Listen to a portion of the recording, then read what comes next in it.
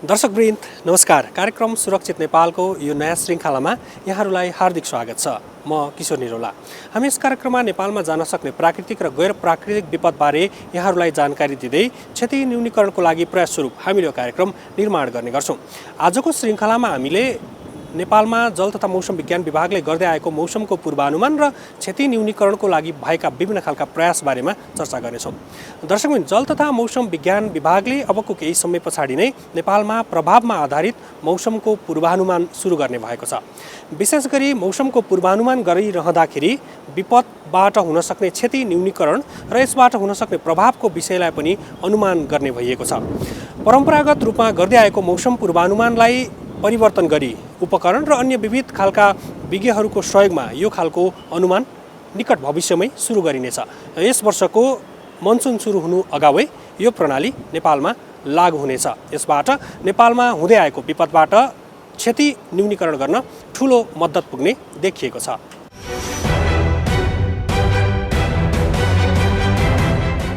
नेपालमा 500 भन्दा धेरै विपत्तिका घटनाहरू हरेक वर्ष घट्ने गर्दछ।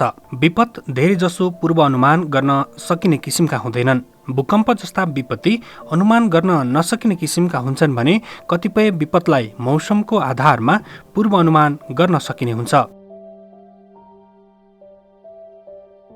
हावाहुरी, बाढी पहिरो, भूक्षय, आगलागी जस्ता कतिपय विपदले कुनै न कुनै सङ्केत वा लक्षणहरू देखाउने गर्दछ। त्यसका लागि वैज्ञानिक उपकरणको आवश्यकता पर्दछ भने विकसित देशहरूमा अभ्यास गरिएका मौसम पूर्व अनुमानलाई पछ्याउनु पर्ने हुन्छ। पछिल्लो समय नेपालमा गरिने मौसमको पूर्वानुमान निकै प्रभावकारी देखिन थालेको छ। जल तथा मौसम विज्ञान विभागले 3 दिनको मौसम पूर्वानुमानको बुलेटिन जारी गर्ने गरेको छ। हाल गर्दै आइएको मौसमको पूर्वानुमान परम्परागत तरिकाबाट हो। परम्परागत रूपमा गरिने मौसमको पूर्वानुमानले कुनै निश्चित क्षेत्रको मात्र नभएर मौसमको समग्र अवस्थालाई जानकारी दिने गर्दछ, जुन सामान्य मौसमको जानकारी मात्र हो। विगतमा मौसमको पूर्वानुमान नमिल्दा र मौसमको पूर्वानुमानलाई हलुका रूपमा लिँदा ठूला विपदका घटनाहरू भएका छन्, जसको सबैभन्दा ठूलो उदाहरण बारामा गएको हुदहुद आँधी हो। परम्परागत मौसम पूर्वानुमान प्रणाली विगतमा भन्दा केही प्रभावकारी भए पनि त्यसले असर न्यूनीकरणका लागि काम गर्न सकेको देखिँदैन। विगत वर्षको विपदलाई हेर्ने हो भने यो तथ्य पुष्टि हुन्छ। जल तथा मौसम विज्ञान विभागले चाहिँ जुन मौसम पूर्वानुमान गर्छ त्यो चाहिँ धेरै जस्तो होइन, ट्रेडिसनली हामीले सुरु गरेको भनेको चाहिँ अबको मौसम कस्तो हुन्छ, 3 दिनको मौसम कस्तो हुन्छ भन्ने अथवा 24 घण्टाको मौसम कस्तो हुन्छ भन्ने गर्थ्यौँ। अनि हाल आएर चाहिँ यो त्यस्तो गर्दाखेरि मौसम यस्तो हुन्छ चाहिँ भन्यो, तर हामीलाई चाहिँ कस्तो फिडब्याक पायौँ भन्दाखेरि जति हामीले फोरकास्ट मिलाउँछौँ त्यसको आधारमा त्यसबाट चाहिँ जुन क्षति कम हुनुपर्ने अथवा चाहिँ जुन डिसिजन गर्नुपर्ने अथवा एक्सन हुनुपर्ने चाहिँ त्यो चाहिँ नभएको हो कि जस्तो चाहिँ हामीलाई अनुभव चाहिँ भइरहेको थियो होइन। जस्तै अब हुदहुदको केसमा हामीले त होइन 3 दिन अगाडिदेखि व्यापक रेडियोहरूमा वेबसाइटहरूमा भनिरहेका थियौँ, तर पनि हाम्रो टुरिज्म सेक्टरमा धेरै नै मान्छेको चाहिँ नोक्सान भएको थियो त्यतिखेर होइन। अनि लागिरहेको थियो, तर हामीले अलिअलि चाहिँ अलिकति यो एडभाइजरी जस्तो पनि हामीले दिन त सुरु गरे हो। अनि त्यस्तै क्रममा चाहिँ ठ्याक्कै यो युके मेट अफिसको चाहिँ एउटा यो कार्यक्रम अन्तर्गत चाहिँ यो इम्प्याक्ट बेस्ड फोरकास्टिङ भनेर आयो। अनि यसको सबै बुझ्दाखेरि चाहिँ हामीले के थाहा भयो, यो प्रभावमा आधारित हो। यसले चाहिँ मौसम कस्तो हुन्छ मात्र होइन, मौसमले के गर्छ त भन्ने किसिमको हो। त्यो भनेपछि अनि सर्वसाधारण अथवा हाम्रो सरकारवालाहरू चाहिँ अब चाहिँ यस्तो गर्नु पर्ला भनेर डिसिसन गर्नलाई सजिलो हुने भएको भएर चाहिँ अनि हामीलाई त्यो जुन अभाव भइरहेको कुरा र त्यो ठक्कै भएपछि अब हामी यसमा काम गर्नुपर्छ भनेर चाहिँ हामी कोलाबोरेसनमा चाहिँ गर्न थालेको। नेपालमा हुँदै आएको मौसमको पूर्वानुमान अब नयाँ तरिकाबाट अगाडि बढ्ने भएको छ। आगामी मनसुनसँगै नेपालमा प्रभावमा आधारित मौसमको पूर्व अनुमान प्रणाली सुरुवात गर्न लागिएको हो। प्रभावमा आधारित मौसम पूर्व अनुमानले मौसम कस्तो हुँदैछ भन्ने जानकारी मात्र नभएर यसबाट पर्न सक्ने सम्भावित प्रभाव र सम्भावित क्षेत्रको बारेमा सम्बन्धित क्षेत्रलाई जानकारी दिने गर्दछ।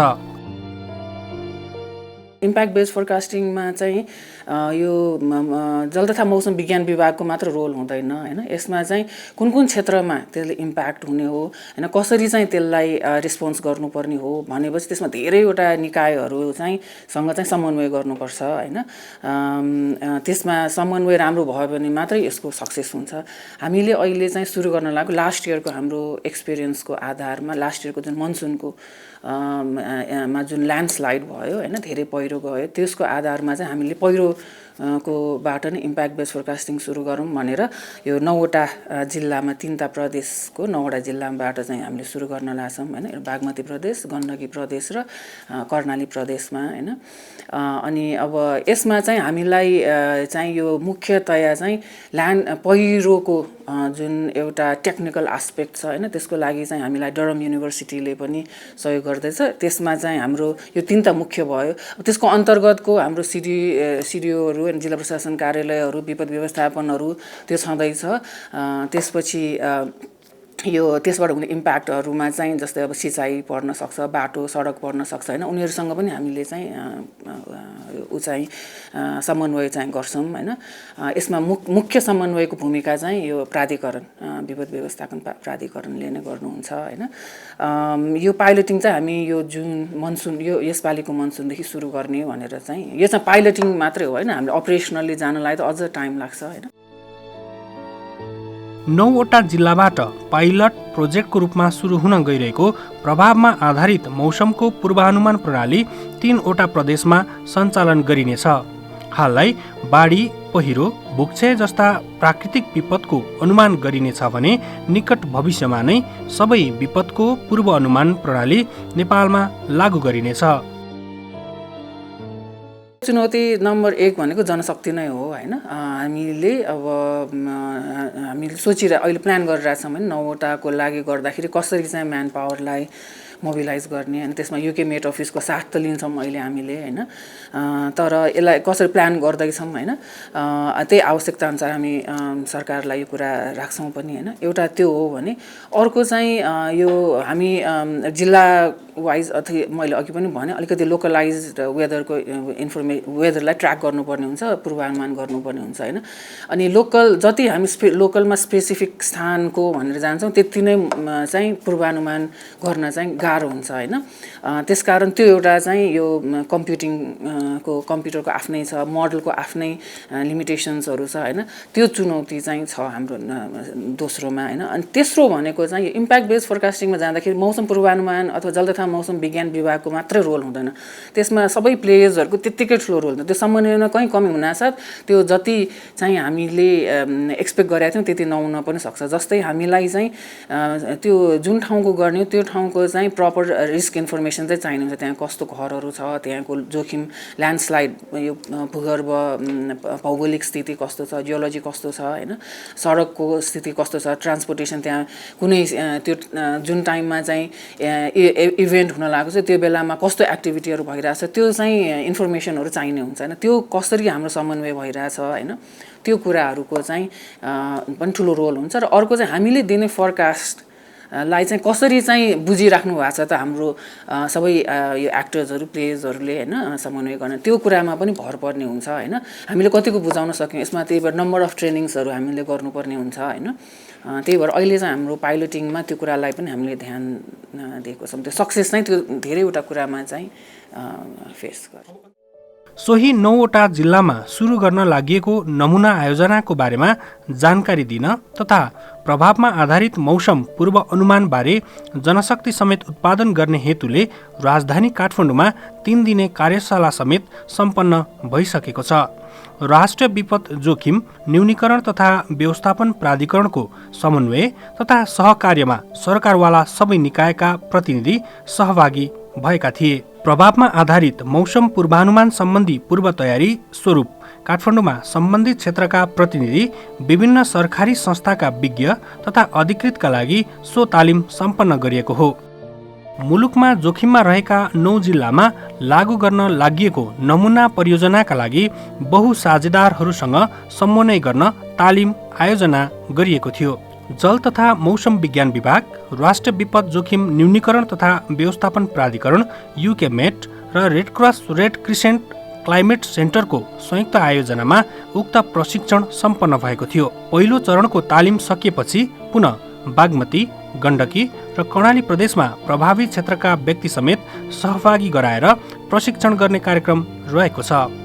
कार्यक्रममा सहभागी व्यक्तिहरूले प्रभावमा आधारित पूर्वानुमानले ठूलो धनजन र राज्यको सम्पत्तिको सुरक्षामा महत्त्वपूर्ण भूमिका निर्वाह गर्नेमा विश्वास व्यक्त गरेका छन्। हामीले मौसम पूर्वानुमान गरिसकेपछि त्यसको चाहिँ सर्वसाधारण र सरकारवालाहरूले चाहिँ यसलाई चाहिँ रेस्पोन्ड गरेर यसबाट हुने जुन जोखिमको न्यूनीकरण गरोस् र यसबाट हुने प्रभाव नराम्रो प्रभावलाई चाहिँ न्यूनीकरण गरोस्, ज्यान जोगाओस् भन्ने हो होइन।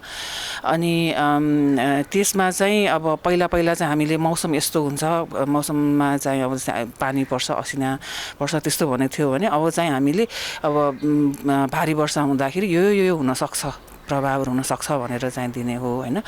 अब यसमा चाहिँ हामी अब भविष्यमा त सबै मौसमको जन्य चाहिँ यो इभेन्टहरू होइन, जस्तै अब हावाहुरी सबैमा पनि पछि त जान्छ, तर अहिले हामीले चाहिँ यो एज एन एक्सपेरिमेन्ट भनौँ न, यो एउटा ट्रायलको रूपमा, परियोजना आयोजनाको रूपमा सुरु गरेका छौँ।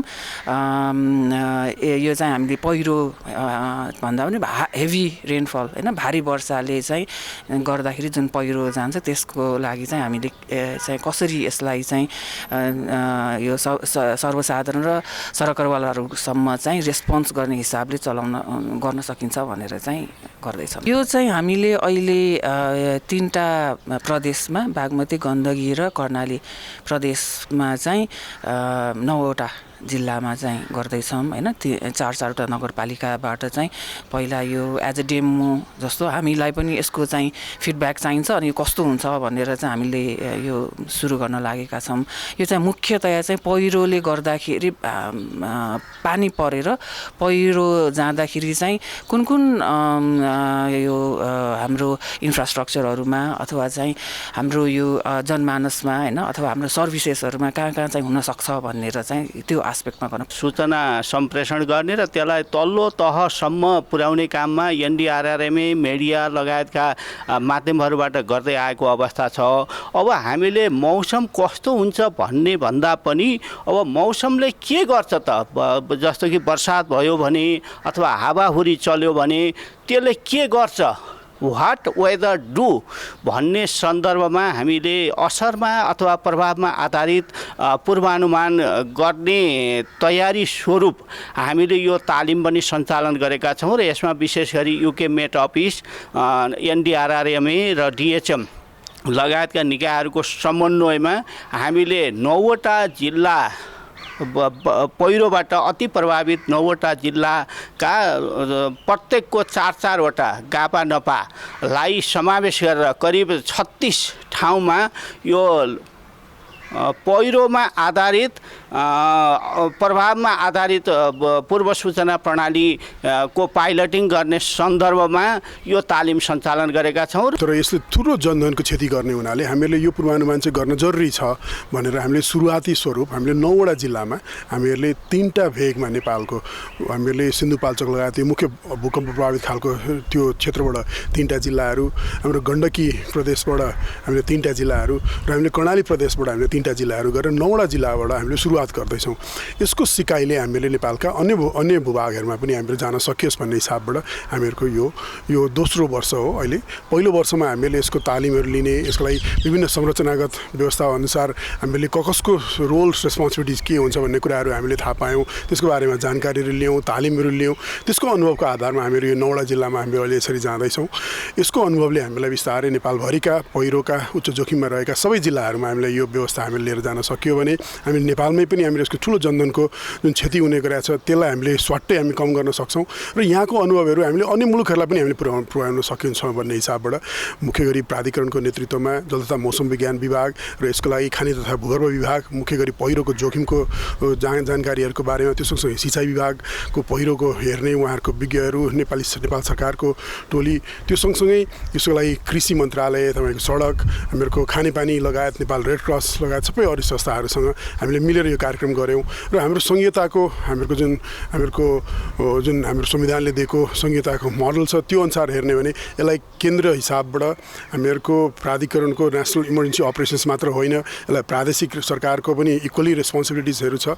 जिल्लाबाट जिल्ला विपद व्यवस्थापन समितिको इक्वली रोल छ, डिस्ट्रिक्ट इमर्जेन्सी अपरेसन सेन्टर्सको रोल हुन्छ, स्थानीय सरकारको पनि भूमिका हुने हुनाले हामीले यो तीनटै सरकार र 4वटा लेभल अफ गभर्नेन्सको रिप्रेजेन्टेसनहरूलाई बोलाएर हामीले यसको ओरिएन्टेसन गर्ने, यो कसरी काम हुँदो रहेछ, कसरी जल तथा मौसम विज्ञान विभागको पूर्वानुमानहरूलाई हामीले जोखिमको नक्साङ्कन गरेको, जोखिमको जुन जानकारीलाई हामीले कसरी त्यसलाई जोड्छौँ र यसलाई कसरी हामीले नेसनल इमर्जेन्सी अपरेसन्सको थ्रुबाट हामीले तल रेस्पोन्सको लागि प्रतिकार्यको लागि हामीले कसरी सूचना सम्भान गर्छौँ।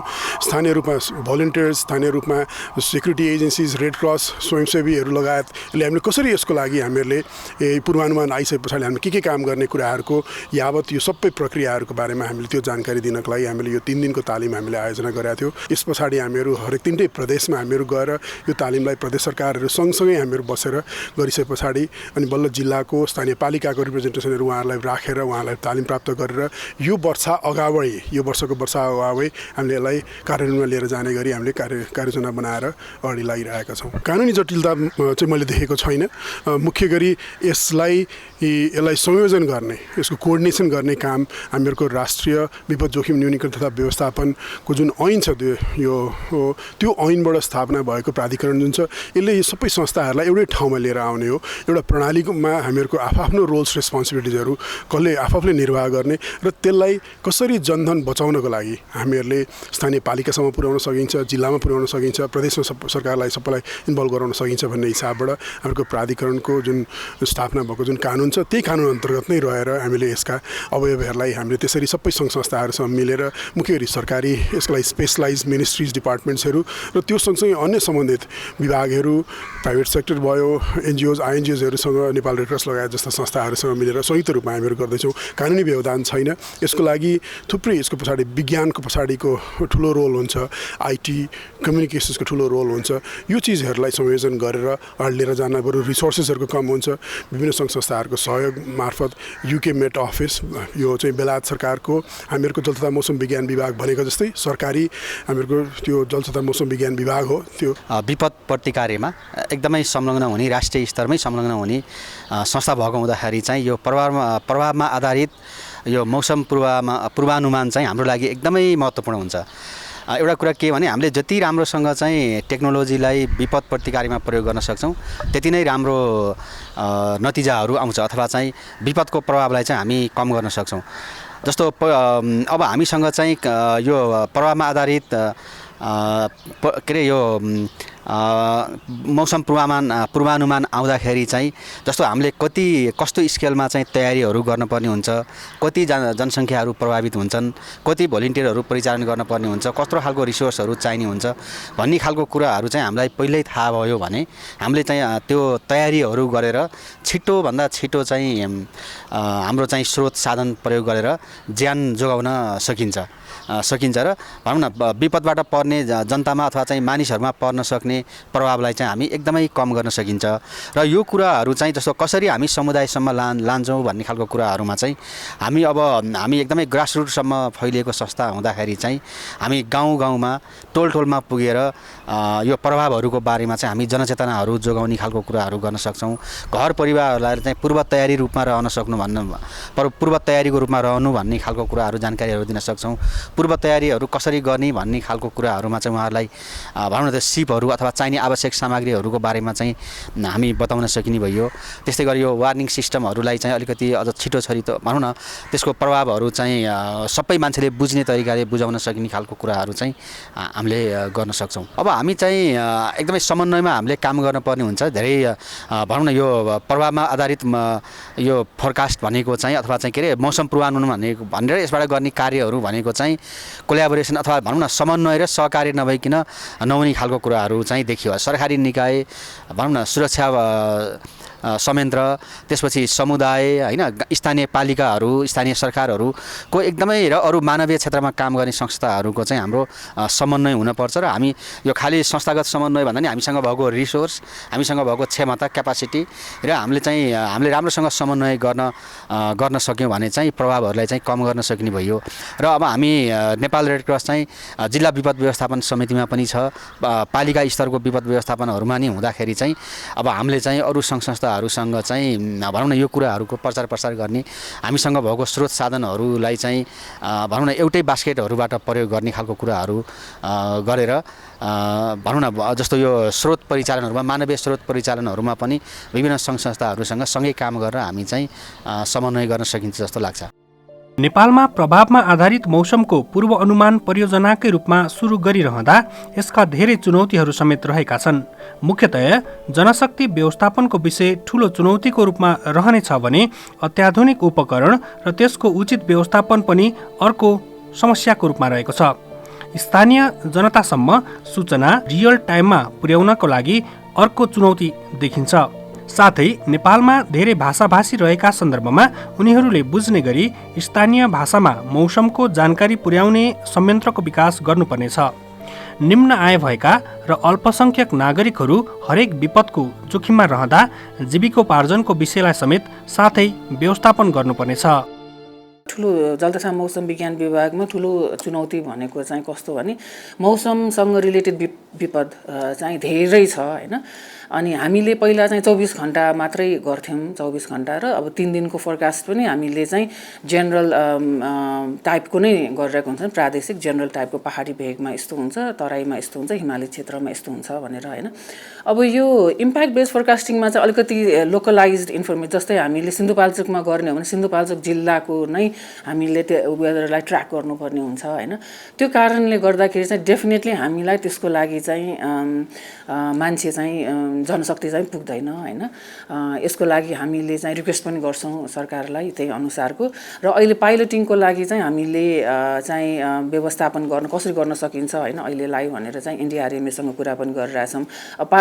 पाइलटिङ भनेको त अब एउटा सिजन मात्रै गर्ने भयो, त्यसमा होइन हामी जसरी भए पनि गरौँला भने, तर त्यसलाई चाहिँ हामीले इन्स्टिट्युसनलाइज गर्ने हो, भविष्यमा हामी यसैमा जाने हो भने चाहिँ हामीलाई जनशक्ति चाहिँ धेरै नै चाहिने हुन्छ। पानी कहाँ पर्छ, कति पर्छ, बाढी पहिरोको सम्भावना कति छ भन्ने परम्परागत सूचना प्रणालीलाई प्रभावमा आधारित बनाएर मौसमले के गर्न सक्छ, कहाँ कस्तो असर गर्न सक्छ र त्यसबाट सावधानीका के कस्ता उपायहरू हुन सक्छन् भन्ने समेत पूर्वानुमान गर्ने गरी उक्त नमुना कार्यक्रम सुरु गर्न लागिएको जनाइएको छ। हाम्रो मोडलिङ क्यापासिटी अहिलेको लागि 3 दिनको मात्रै छ होइन। त्योभन्दा बढी चाहिँ अब हामी 7 दिनसम्मको लागि हामीले कृषिमा गर्न सक्छौँ, तर आउटलुकमा मात्र आउँछ। आउटलुक भनेको चाहिँ गत हप्ताभन्दा यस्तो हुनसक्छ भनेर यो कम्पेरिटिभ मात्रै हुन्छ कि यति नै अमाउन्ट हुन्छ भनेर क्वान्टिटेटिभली होइन, यति पानी पर्छ अथवा चाहिँ यति तापक्रम हुन्छ भन्दा चाहिँ गत हप्ताभन्दा अलिकति बढ्न सक्छ अथवा चाहिँ घट्न सक्छ भन्ने अलिक क्वालिटेटिभ टाइपको हुन्छ त्यो आउटलुक भनेको चाहिँ होइन। त्यसरी दिइरहेछौँ होइन। अब हाम्रो 7 डेको मोडलिङ क्यापासिटी चाहिँ हाम्रो बढेपछि हामीले त्यो राइम्स भन्ने एउटा रिजनल अर्गनाइजेसन छ, त्योसँग मिलेर 7 दिनको पनि गर्ने भनेर चाहिँ त्यो एक्सपेरिमेन्टल फेजमै छ होइन। त्यसमा हामी परिपक्व भइसकेपछि 7 डे पनि जान्छौँ, तर अहिलेलाई चाहिँ 3 दिन नै हुन्छ। नेपालमा आगलागी, चट्याङ, सर्पदंश, बाढी पहिरो, भारी वर्षा, हावाहुरी लगायत विपदजन्य घटनाले वर्षेनी जनधनको ठूलो क्षति हुने गरेको छ। यो वर्ष बाढी पहिरोले मुलुकलाई नराम्ररी प्रभावित बनायो। पहिरोका 498 घटना भए भने जसमा परेर 301 जनाले ज्यान गुमाएका छन्। बाढीले 42 जनाको ज्यान लग्यो भने बाढीबाट 37 र पहिरोबाट 64 जना अझै बेपत्ता रहेका छन्। यसरी हुने विपत्ति र मानवीय क्षतिको विषयमा प्रभावमा आधारित मौसम पूर्वानुमानले आगामी दिनमा विपदबाट हुन सक्ने क्षति न्यूनीकरण गर्न ठूलो मद्दत पुग्ने विश्वास लिएको छ।